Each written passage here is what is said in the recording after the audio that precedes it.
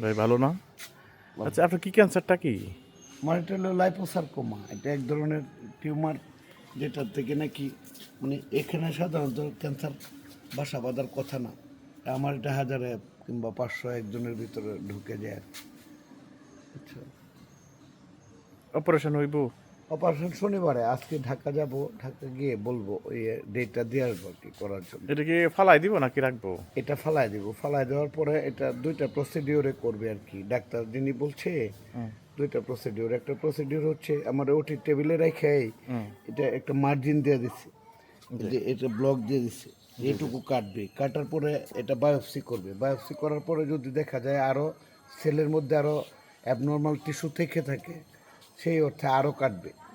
এটা পরীক্ষাতে পাঠানোর পরে রিপোর্ট আসার পরে আবার আর একটা ওটি করবে। যদি দেখা যায় যে না, প্রথম ওটিতে সেল আর নাই, তাইলে এরা একজন প্লাস্টিক সার্জন দিয়ে এটা ফ্লাপ করে নতুন করে আবার চামড়াটাকে ঢেকে দেবে। বুঝছি। এই হচ্ছে চিকিৎসার পদ্ধতি আর কি।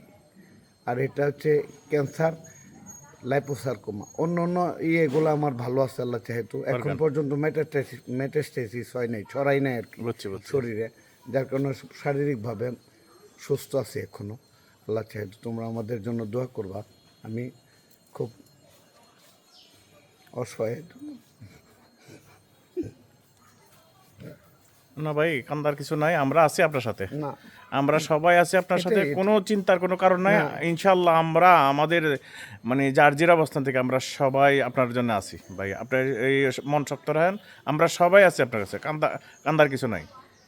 যার কেউ নাই তার তো আল্লাহ আছে। আমরা সবাই আছি আপনার পাশে ইনশাল্লাহ। তোমাদের চেষ্টাটা আমার মনে থাকবে। ইনশাল্লাহ ভাই, আমরা আছি আপনার সাথে। ঠিক আছে, লক্ষ্মী, ভালো থাকো, মুক্তা গায়ে যাও। না না ভাই, ধন্যবাদ ভাই।